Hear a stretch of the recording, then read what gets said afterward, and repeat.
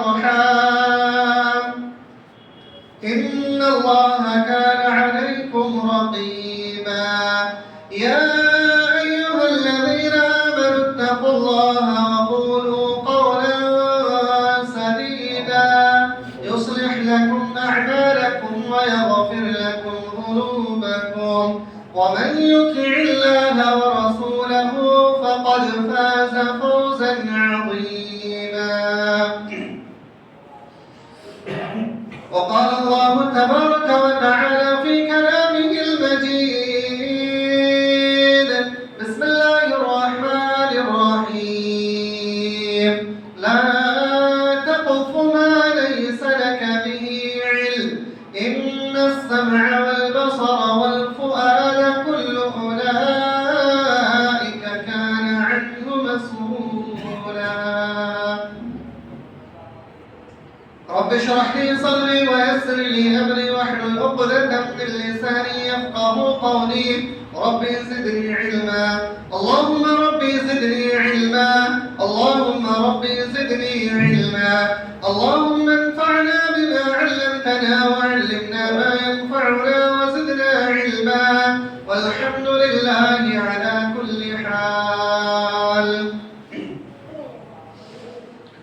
تمام قسم کی تعریفات توصیفات کبریائی بڑانی بزرگی اس رب ذوالجلال کے لیے لائق و زیبا ہیں جنہوں نے ہم تمام بنی نوع انسانیت کو اشرف المخلوقات بنایا اور بے شمار پیغمبرات کو اس دار فانی کے اندر مبعوث فرمایا، جن میں سے ہماری آخری نبی تاجدار مدنی جناب محمد اکرم صلی اللہ علیہ وسلم ہیں، جن پر لاکھوں کروڑوں درود و سلام ہو. اللہم صلی علی محمد وعلی آل محمد كما صليت على إبراهيم وعلى آل إبراهيم إنك حميد مجيد. اللهم بارك على محمد وعلى آل محمد كما باركت على إبراهيم وعلى آل إبراهيم إنك حميد مجيد. محترم سامعین کرام، حاضرین جمعہ و حاضرات، خطبہ مسنونہ کے اندر سورہ بنی اسرائیل کی ایک مختصر مگر انتہائی جامع آیت آپ کے درمیان تلاوت کی گئی ہے، جس آیت کریمہ میں اللہ رب العالمین نے انسانوں کو ملنے والی تین انتہائی قیمتی اور بے بدل نعمتوں کا تذکرہ فرمایا اور ان کے بارے میں یہ بھی فرمایا کہ کل قیامت کے روز ان تینوں نعمتوں کے بارے میں سخت باز پرس اور کڑا احتساب ہوگا. وہ تین عظیم نعمتیں ہیں کان، آنکھیں اور دل. یہ تینوں اللہ رب العالمین کی جہاں پر ایک عظیم نعمت ہے، وہیں پر اللہ رب العالمین کی قدرت کاملہ کی ایک بہت بڑی مثال بھی ہے کہ اس رب ذوالجلال نے ان تینوں نعمتوں کے اندر ایسی قوتیں، ایسی صلاحیتیں دے رکھی ہیں اور انسانوں کو بلا معاوضے بغیر مانگے وہ نعمتیں انسانوں کو اللہ رب العالمین نے مہیا کر رکھی ہے، عطا کر رکھی ہے. ذرا غور فرمائیے کہ اللہ رب العالمین نے ہمیں کان سے نوازا ہے. کان کے اندر ایک باریک پردہ اور جھلی ہے جس کے اندر اللہ رب العالمین نے ایسی قوت عطا فرمائی ہے کہ اس باریک پردے کے اندر ہم دنیا کی ہر طرح کی آوازوں کو سن سکتے ہیں اور ہر آواز میں فرق بھی پہچانتے ہیں. کان کے بعد آنکھوں کا اللہ رب العالمین نے ذکر فرمایا. آنکھ اللہ رب العالمین کی ایک انتہائی عظیم اور بے بدل نعمت ہے، جس کے بارے میں فرمایا کہ ایک قطرہ پانی ہے، اس ایک قطرے پانی کے اندر ایسی صلاحیتیں، ایسی قوتیں اللہ نے دے رکھی ہیں کہ اس ایک قطرے پانی کے ذریعے سے دنیا کے مختلف رنگوں، زاویوں، ڈھانچوں کو ہم دیکھتے ہیں اور ان کو پہچانتے بھی ہیں اور فرق بھی کرتے ہیں. دل ایک دھڑکتا ہوا لوتھڑا اور ایک گوشت کا لوتھڑا اور عضو ہے. اس دھڑکتے ہوئے گوشت کے اندر اللہ رب العالمین نے ایسی صلاحیتیں دے رکھی ہے، ایسی صلاحیتیں دے رکھی ہے کہ اس ایک دھڑکتے ہوئے گوشت کے اندر ہر روز ہر وقت بے شمار جذبات، خواہشات، عقائد و نظریات جنم لیتا ہے اور ختم ہوتا ہے. لیکن اللہ رب العالمین ان تینوں انسانوں کو بغیر مانگے، انسانوں پہ بلا معاوضے اللہ نے عطا فرمائی ہے۔ یہ اللہ رب العالمین کی بہت ہی بڑی احسان ہے ہم انسانوں پر، اس لیے اللہ رب العالمین کا جتنا زیادہ ہم شکر گزاری کریں اتنا ہی کم ہے۔ لیکن ان تینوں نعمتوں کو عطا کرنے کے بعد اللہ رب العالمین سورۃ الملک کے اندر ارشاد فرماتا ہے ہم انسانوں کے بارے میں کہ ہم اس کا کس طرح سے حق ادا کرتے ہیں۔ اللہ رب العالمین نے ارشاد فرمایا قل هو الذي انشأكم وجعل لكم السمع والابصار والافئدة قليلا ما تشكرون۔ اے پیغمبر صلی اللہ علیہ وسلم، قل هو الذي انشأكم وجعل لكم السمع، اے پیغمبر صلی اللہ علیہ وسلم آپ فرما دیجئے کہ وہ اللہ رب العالمین ہی ہے جس نے تمہیں عدم سے وجود بخشا، تمہاری کوئی وجود ہی نہیں تھا، کوئی حیثیت ہی نہیں تھی، ایسے وقت میں اللہ رب العالمین نے تمہیں وجود بخشا، اور پھر وجعل لكم السمع، تمہیں سننے کے لیے کان، والابصار، دیکھنے کے لیے آنکھ، والافئدہ، غور و فکر کرنے کے لیے دل عطا فرمایا۔ قلیلا ما تشکرون، لیکن تم بہت ہی کم شکر ادا کرتے ہو۔ ہم انسانوں کے حالات اللہ رب العالمین بیان فرماتے ہیں کہ تمہیں ہم نے کان دیا، تمہیں ہم نے آنکھ دیا، اور تمہیں ہم نے دل دیا۔ یہ تینوں اللہ کی عظیم نعمتیں ہیں، اس میں اگر غور کیجئے تو بہت ہی بڑی عظیم نعمت ہے۔ ذرا غور کیجئے کہ اتنی بڑی عظیم نعمتیں کہ اگر ان میں سے ایک بھی ہمارے پاس نہ ہو تو ہم بے بس ہیں، بے حس ہیں۔ ہمارے سماج میں، ہمارے معاشرے میں اگر ہم چلنا پھرنا چاہتے ہیں، لوگوں کی باتوں کو سننا چاہتے ہیں، اپنے دل سے کوئی فیصلہ لینا چاہتے ہیں، ان تینوں چیزوں کی ضرورت ہے۔ ذرا غور کیجئے، اگر ہمارے پاس کسی کے پاس آنکھ نہ ہو تو کیا بغیر آنکھ کے کوئی انسان دنیا کو دیکھ سکتا ہے؟ اپنے ماں باپ کو کیا وہ پہچان سکتا ہے؟ کیا اپنے سامنے والے بھائی کی چہرے کو وہ دیکھ سکتا ہے؟ ہرگز نہیں۔ بغیر آنکھ کی کچھ بھی وہ دیکھنے کے لیے قادر نہیں ہے۔ ہر چیز کے لیے آنکھ کا وہ محتاج ہے۔ جب تک وہ اس کے پاس آنکھ صحیح سلامت ہے تب تک وہ دنیا کی مختلف چیزوں کو دیکھ سکتا ہے اور ہر چیز پہ فرق کر سکتا ہے۔ معاشرے میں، سماج میں اگر کسی کے پاس آنکھ نہ ہو تو ہم اور آپ اسے معیوب بھی سمجھتے ہیں اور اسے برا بھلا بھی کہتے ہیں کہ یہ تو اندھا ہے، یہ تو کالا ہے، یہ تو نابینا ہے۔ کتنی ہم حقارت کے ساتھ بھی اسے دیکھتے ہیں، لیکن اللہ کی کتنی بڑی عظیم نعمت ہے کہ اللہ نے ہمیں اور آپ کو آنکھ جیس نعمت سے نوازے ہیں۔ اللہ رب العالمین کا احسان مانے، بولے الحمدللہ۔ اس کے بعد یہ کان، اگر ہم دوسروں کی باتوں کو سننا چاہتے ہیں کہ سامنے والا بھائی ہمیں گالی دے رہا ہے، یا سامنے والا بھائی ہمیں قرآن کی تلاوت کر کے سنا رہا ہے، یا سامنے والا بھائی کوئی جھوٹی خبر لا کر کے ہمیں دے رہا ہے، یا سامنے والا بھائی ہمیں کسی بات کی طرف رہنمائی کر رہا ہے، یا سامنے والے بھائی ہمیں کسی چیز کی طرف ایسی باتیں بتلانا چاہتا ہے جو ہمارے صراط مستقیم پر چلنے کے لیے وہ کام آ جائے، تو اس کے لیے کان کا ہونا ضروری ہے اور کان کا صحیح صارف ہونا بھی ضروری ہے۔ بغیر کان کے آپ کسی بات کو ہرگز نہیں سن سکتے ہیں۔ یہ اللہ رب العالمین کا قدرت کاملہ کا ایک عظیم قدرت ہے جس کے بارے میں ہم آپ غور و فکر نہیں کرتے۔ اور دل، سامنے والے بھائی ہمیں کیا کہہ رہے ہیں، صحیح کہہ رہے ہیں، غلط کہہ رہے ہیں، ہم کیا کر رہے ہیں، ہمارے پاس عقل و حواس ہے یا نہیں، ہم یہ لباس صحیح پہنے ہیں یا نہیں، کہیں الٹا لباس تو نہیں پہن لیا، کہیں ہم جوتی الٹی تو نہیں پہن لی، کہیں ہمارے سر پہ ٹوپی تو نہیں، کہیں ہمارے سر پہ بال بکھرے تو نہیں۔ ان تمام تر چیزوں میں فرق کرنے کے لیے اور غور و فکر کرنے کے لیے آپ کے پاس دل کا ہونا ضروری ہے۔ اگر آپ کے پاس دل نہیں ہے تو آپ کسی چیز میں صحیح سے غور و فکر نہیں کر سکتے، تدبر نہیں کر سکتے۔ دل میں وہ ساری چیزیں پیدا ہوتی ہیں اور دل ہی سے آپ فیصلہ لیتے ہیں کہ ہم صاف ستھرا ہیں یا ہم پاک ہیں، یا پھر ہمارے جسم میں گندگیاں، میل کچل گئے ہوئے۔ ان تمام تر چیزوں میں ہم دل سے فیصلہ لیتے ہیں۔ اس کے باوجود بھی اللہ رب العالمین فرماتا ہے قلیلا ما تشکرون، لیکن یہ انسان بہت ہی کم شکر ادا کرتا ہے۔ ذرا غور کیجئے، واقعی غور کرنے کی بات ہے۔ اتنی عظیم نعمتوں کی ملنے کے بعد پھر بھی ہم اللہ کا شکر ادا نہیں کرتے۔ اللہ کا شکر ادا کرنے سے مراد کیا ہے؟ کیا ہم اپنے زبان سے صرف ماشاءاللہ الحمدللہ یہ اللہ کا شکریہ ہے؟ ہرگز نہیں میرے بھائیوں. سبحان اللہ کہہ دینا یہ اللہ کا شکریہ ادا کرنے کی حقدار نہیں ہے، بلکہ اللہ کا شکریہ ادا اس وقت ہوگا جب اللہ کے بتائے ہوئے طریقے پر آپ اپنی زندگی کو ڈھالنے کی کوشش کریں گے اور اسی راستے پر چلنے کی کوشش کریں گے. جب تک آپ اللہ کے بتائے ہوئے راستے پر نہیں چلتے تب تک اللہ کا شکریہ آپ ادا نہیں کرتے. اس کا شکریہ ادا کرنے کے لیے جن جن چیزوں کو اللہ نے آپ کے لیے حلال قرار دیا ہے، کرنے کا حکم دیا ہے، ان تمام تر چیزوں کو کرنا ضروری ہے جب تک آپ نہیں کرتے. اور جن جن چیزوں سے اللہ نے روکا ہے ان تمام تر چیزوں سے جب تک ہم نہیں رکتے تب تک اللہ کا شکریہ نہیں ادا کر سکتے. یہی ہے اللہ کا شکریہ ادا کرنا.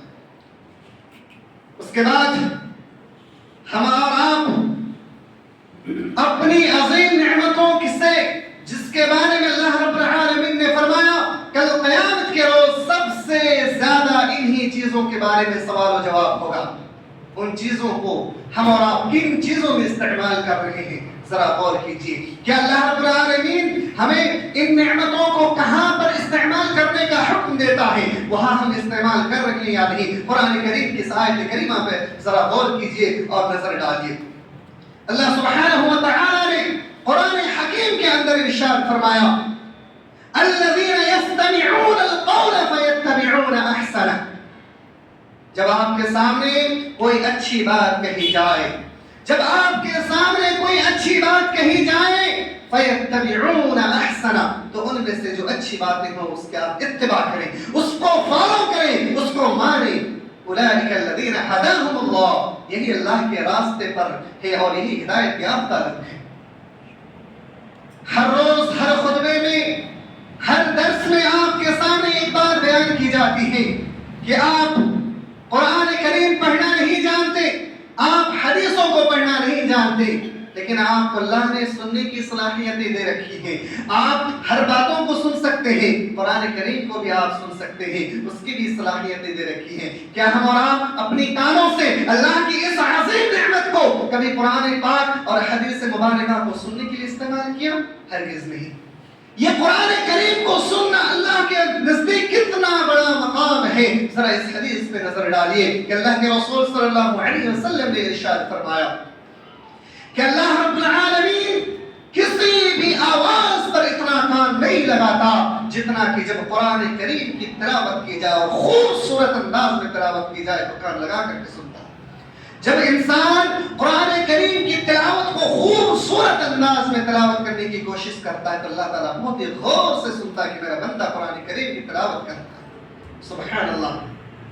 وہ انسان خوش نصیب ہے جو انسان قرآن کریم کی تلاوت کر رہے ہوں اور اچھے انداز میں کر رہے ہوں، اللہ رب العالمین اس کی تلاوت کو سن رہا ہے. وہ انسان خوش نصیب ہے جس کی تلاوت خود اللہ رب العالمین سن رہے ہوں. وہ انسان خوش نصیب ہے جس کی تلاوت فرشتے آ کر کے سن رہے ہو اور فرشتے بھی اللہ کے سامنے آپ کی قرآن کریم کو سن کر کے گواہی دے. وہ انسان خوش نصیب ہے جو قرآن کریم پڑھنے کی صلاحیت نہیں ہے لیکن سننے کی صلاحیت تھا اور وہ سنتا ہے. یہی قرآن سننے کی وجہ سے کل قیامت کے روز تو دور کی بات اپنے قبروں میں بھی جب وہ انسان قبر میں جائیں گے اس وقت بھی یہی آیتیں یہی سورت اس کے لیے سفارش کریں گے. ذرا حدیث پہ غور کیجیے.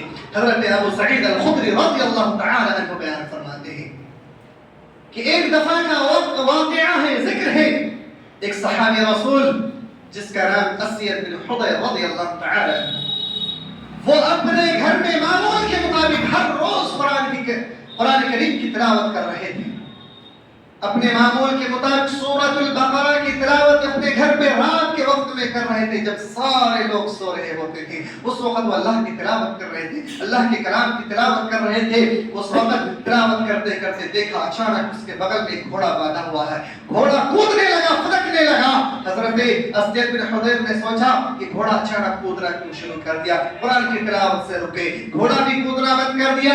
پھر دوبارہ قرآن کی تلاوت شروع کی، پھر گھوڑا بھی کودنا شروع کر دیا. پھر خاموش ہو گئے. پھر سوچا کہ کیا ماجرا ہے، کیا معاملہ ہے، گھوڑا کود کیوں رہا ہے، پھدک کیوں رہا ہے. تیسری دفعہ جب پھر سے قرآن کی تلاوت شروع کی تو گھوڑا پھر سے کودنا شروع کر دیا. پھر انہوں نے سوچا کہ گھوڑے کے بغل میں میرا بیٹا یحییٰ جو سویا ہوا ہے، کہیں میرے بیٹے کو وہ نقصان نہ پہنچا دے، لہذا قرآن کریم کی تلاوت سے رک کر کے وہ باہر آتے ہیں اور دیکھتے ہیں، آسمان کی طرف نظر اٹھاتے ہیں تو ایک سائبان سا نظر آتا ہے جس میں ٹمٹماتی ہوئی روشنی سی نظر آتی ہے۔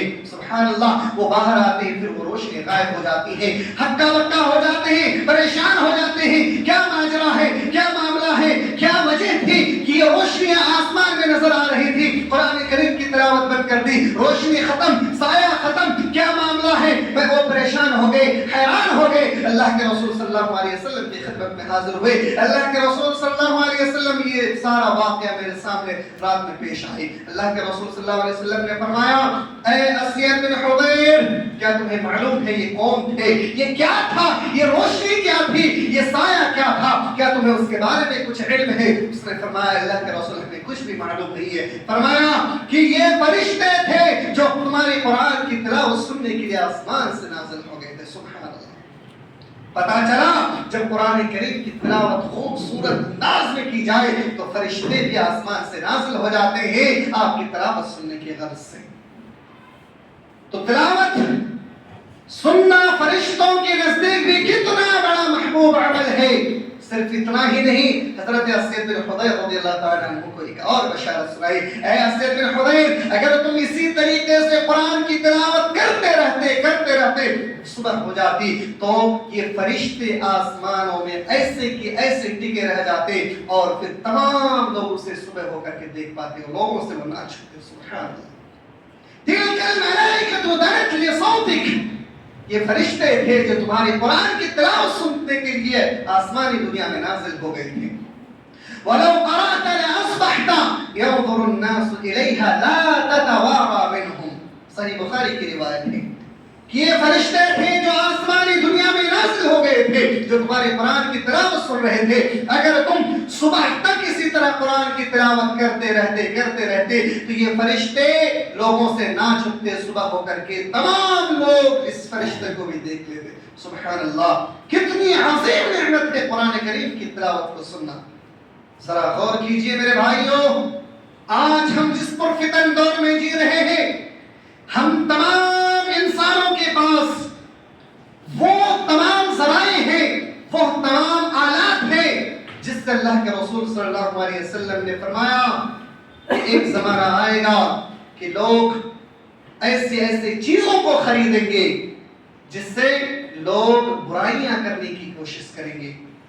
بلکہ قرآن کریم میں بھی اللہ رب العالمین نے اسی چیز کو ارشاد فرمایا کہ لوگ ایسی چیزوں کو خریدتے ہیں جو کھیل تماشے کی ہے، جو کھیل تماشے کی چیزیں ہیں، اور اس میں اپنا وقت کو ضائع کرتے ہیں اور وہ گمراہ ہوتے چلے جاتے ہیں۔ فرمایا وَمِنَ النَّاسِ مَن يَشْتَرِي لَهْوَ الْحَدِيثِ لِيُضِلَّ عَن سَبِيلِ اللَّهِ بِغَيْرِ عِلْمٍ، لوگ ایسی چیزوں کو، ایسی آلات کو خریدتے ہیں، لَهْوَ الْحَدِيثِ لِيُضِلَّ عَن سَبِيلِ اللَّهِ، وہ خود تو گمراہ ہوتے ہی ہیں بغیر کسی علم کے، لیکن دوسروں کو بھی وہ گمراہ کرتے ہیں۔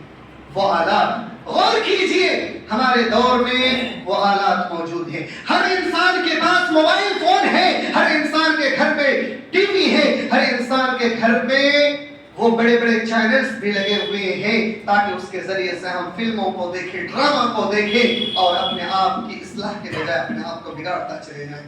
موبائل کو ہم اٹھاتے ہیں، کتنے ایسے نوجوان ہیں جو اپنے موبائل کو صحیح استعمال کر رہے ہوں؟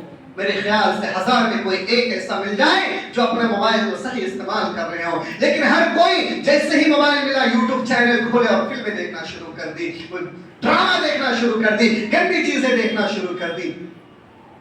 اللہ رب العالمین نے اس آیت کریمہ میں 2 چیزوں کی طرف نشاندہی کی ہے کہ ایک تو ایسے آلات کو خریدنا جس کے ذریعے سے آپ گانا بجانا سن سکیں، اور دوسری چیز ایسے ناچنے گانے والیوں کو بھی خریدنا جو آپ کے سامنے ڈانس کرے، ناچے گائے اور آپ کو گانا گا کر کے سنائے۔ 2 چیزوں کے بارے میں فرمایا۔ ذرا غور کیجئے، آج ہماری حالت یہ ہے کہ آج ہم اور آپ قرآن کریم کی تلاوت سننا پسند نہیں کرتے۔ آج ہمارے سامنے جب کوئی درس دیا جائے تو درس کی بات سننا پسند نہیں کرتے، لوگ مسجدوں سے دور چلے جاتے ہیں۔ جب حدیثوں کا درس ہوتا ہے، خبریں ملتی ہونے والا ہے پوری مسجد ہی خالی ہو جاتی ہے اور مسجدوں سے تمام لوگ غائب ہو جاتے ہیں. لیکن وہیں پر جب بازاروں میں, جب وہیں پر کسی گلی محلے میں یہ خبر مل جائے کہ فلاں صاحب ایک مجرا کرانے والے ہیں, فلاں صاحب ایک نوجوان حسین لڑکی کو لے کر کے آئے ہیں, وہ ڈانس بھی کریں گے اور گانا بھی گائیں گی, پوری جھرمٹ کے جھرمٹ لوگ اس گانے سننے کو لیے اور اس گانے والی کو دیکھنے کے لیے وہاں پر پہنچ جاتے ہیں اور اسے بڑے شوق سے دیکھتے ہیں اور اس پہ پیسوں کو بھی لٹاتے ہیں اور خرچ کرتے ہیں. ذرا یاد کیجئے میرے بھائیوں, جو غلط کام کے لیے پیسوں کو یوں ہی بیجا ضائع و برباد کرتے ہیں, اس کے لیے سورۃ البقرہ کے اندر اللہ رب العالمین نے وعیدیں سنائی ہے. اللہ نے فرمایا الشیطان یعدکم الفقر ویأمرکم بالفحشاء واللہ یعدکم.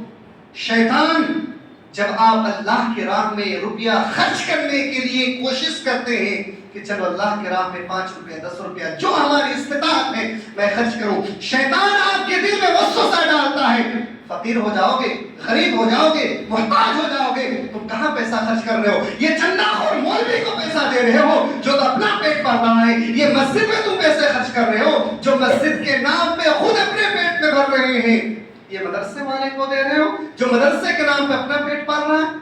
یہ شیطان آپ کے دل میں وسوسہ پیدا فرماتا ہے. الشیطان یعدکم الفقر وَيَأْمُرُكُمْ بِالْفَحْشَاءِ, وہی پیسے آپ کو برائی کرنے کے لیے آپ کے دل میں وسوسہ ڈالتا ہے. لوگوں یہ پیسے چلو وہاں پہ گانا بج رہا ہے, فلاں فلمیں آئی ہیں, شاہ رخ خان کی فلمیں ہیں, سلمان خان کی فلمیں, چلو بڑے شوق سے ہم سینما ہال میں فلمیں دیکھتے ہیں, چلو 500 روپیہ تو کیا 1000 روپیہ بھی اگر ایک ٹکٹ میں لگ جائے تو بلا جھجک ہم خرچ کرنے کو تیار ہو جاتے ہیں. یہ شیطان آپ کو برائی کرنے کے لیے آمادہ کرتا ہے. آپ وہاں پہ روپیوں کو پیسوں کو خرچ کرتے ہیں جہاں پر برائی کی جائے, جہاں پہ گندی چیزیں سنی جائیں, جہاں پہ آپ کا دل میلا ہو جائے, ان چیزوں کو سننے اور دیکھنے کے لیے آپ کو شیطان ورگلاتا ہے. لیکن صحیح چیز کے لیے آپ کو شیطان وسوسہ ڈالتا, فقیر ہو جاؤ گے, محتاج ہو جاؤ گے. یہی حالت آج ہم مسلمانوں کی ہے. میرے بھائیوں آپ کو میں بتلا دوں, اپنی مسجد میں بھی ہر سنیچر کو قرآن کریم کا درس کا پروگرام ہوتا ہے, لیکن افسوس کے ساتھ کہنا پڑتا ہے کہ قرآن کا درس خود دینے والا خود سن کر کے واپس چلا جاتا ہے. ایک بھی نمازی مسجد میں نظر نہیں آتے, سارے لوگ غائب ہو جاتے ہیں. میرے بھائیوں یہ قرآن کا درس سننے کے لیے صحابہ کرام بیتاب ہوا کرتے تھے. ذرا غور کیجئے اپنی نظروں پر, اپنے اعمال پر, کہ آپ اپنے اعمال کو کس حد تک گرا چکے ہیں. آپ قرآن سے کیوں اتنا دور جا رہے ہیں؟ کہیں قرآن کریم کی آیت کریمہ ہم لوگوں پہ اوپر تو فٹ نہیں آ رہی ہے, کہیں ہم لوگوں کے لیے تو نازل نہیں ہوئی ہے. اللہ نے فرمایا اذا تتلى علیہ آیاتنا واللہ مستکبرا کأن لم يسمعها كأن في اذنیہ وقرا. جب لوگوں کے سامنے قرآن کریم کی تلاوت کی جائے تو لوگ ایسے انسنے ہو جاتے ہیں جیسے اس کے کان میں وقر پڑے ہوں, ایسے انسنے ہو جاتے ہیں جیسے اس کے کان میں گاٹھ لگے ہوں, وہ سننے کے بعد انسنے ہو جاتے ہیں. میرے بھائیوں قرآن کے درس کے لیے آپ لوگوں کو بلایا جاتا ہے تاکہ آپ کا چہرہ, آپ کا ہاتھ, آپ کا جسم کل قیامت کے روز لوگوں کے سامنے روشن ہو جائے, منور ہو جائے. سورۃ القیامہ کے اندر آیت نمبر 22 اور 23 اللہ نے فرمایا وجوہ یومئذ ناظرہ الی ربها ناظرہ. کل قیامت کے روز جو لوگ حدیثوں کو سنتے ہیں, جو لوگ قرآن کو سنتے ہیں, ان کے چہرے روشن ہوں گے, جگمگاتے ہوں گے, وہ اپنے رب کو دیکھ رہے ہوں گے. بھائی ہم اپنے اعمال پہ ذرا غور کیجئے, نظر ڈالیے کہ کیا قرآن کریم نہ سن کر کے ہم اللہ کے چہرے کو دیدار کر لیں گے؟ کیا قیامت کے روز ہمارے چہرے روشن ہو جائیں گے؟ کیا قیامت کے روز ہمارے چہرے جگمگا اٹھیں گے؟ ہرگز نہیں. میرے بھائیوں آپ سے گزارش ہے کہ آج سے آپ توبہ کر کے آج سے آپ پھر سے اپنے آپ کی اصلاح کرنے کی کوشش کیجیے. میرے بھائیوں اور بھی بہت ساری باتیں ہیں اس موضوع کے تعلق سے, لیکن وقت اجازت نہیں دیتی کہ آپ کے سامنے مزید آپ کے سامنے باتیں بیان کی جائے. بس اتنا کہوں گا کہ لفظ تفصیلی باتیں بیان کی جائے یا مختصر باتیں بیان کی جائے، سمجھنے والوں کے لیے اشارہ کافی ہوتا ہے میرے بھائیوں۔ اپنی اصلاح کے لیے ایک آیت کافی ہے، ہزاروں آیت پڑھنے کی کوئی ضرورت نہیں ہے۔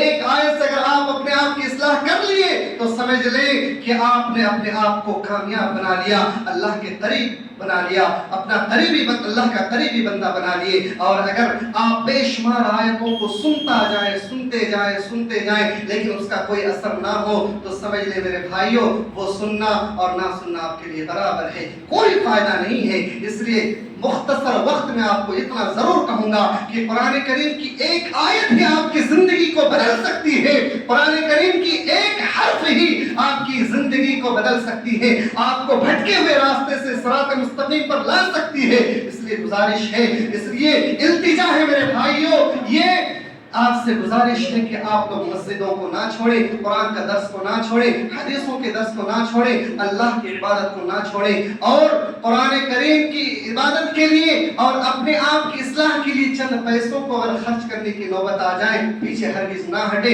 یہ دھوکے کا سامان ہے، یہ زندگی چند لمحے کی ہے، جو آپ کے پاس جو کچھ بھی ہے یہ فنا ہونے والی ہے، ایک ایسی زندگی ملنے والی ہے اس کے بدلے میں جو کبھی نہ ختم ہوگی، آپ کو ہمیشہ جوان رکھے گی، آپ کو آپ کے من چاہی چیزیں آپ کو ملنے والی ہے اس کے بدلے میں۔ اس لیے آپ اپنی زندگی کو قربان کریں، آپ اپنے آپ کی قربانی دیں، اپنے مال و دولت کی قربانی دیں، اللہ کی راہ میں قربانی دیں میرے بھائیوں، اور اپنے آپ کی اصلاح کرنے کی کوشش کریں۔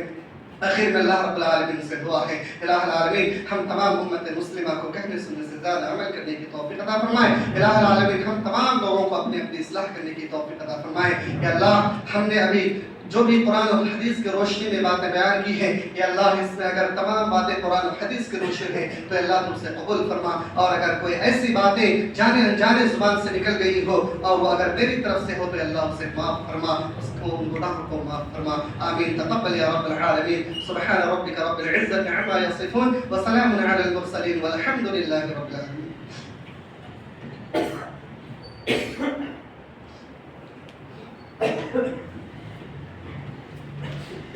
إن الحمد لله نحمده ونستعينه ونستغفره ونؤمن به ونتوكل عليه ونعوذ بالله من شرور أنفسنا ومن سيئات أعمالنا، من يهده الله فلا مضل له ومن يضلل فلا هادي له، وأشهد أن لا إله إلا الله وحده لا شريك له، وأشهد أن محمدا عبده ورسوله، أما بعد، يا أيها الذين آمنوا صلوا عليه وسلموا تسليما، اللهم صل على محمد وعلى آل محمد كما صليت على إبراهيم وعلى آل إبراهيم إنك حميد مجيد، اللهم بارك على محمد وعلى آل محمد كما باركت على إبراهيم وعلى آل إبراهيم إنك حميد مجيد۔ عباد الله رحمكم الله، إن الله يأمر بالعدل والإحسان وإيتاء ذي القربى وينهى عن الفحشاء والمنكر والبغي يعظكم لعلكم تذكرون، واذكروا الله يذكركم وادعوه يستجب لكم، ولذكر الله تعالى أعظم وأكبر۔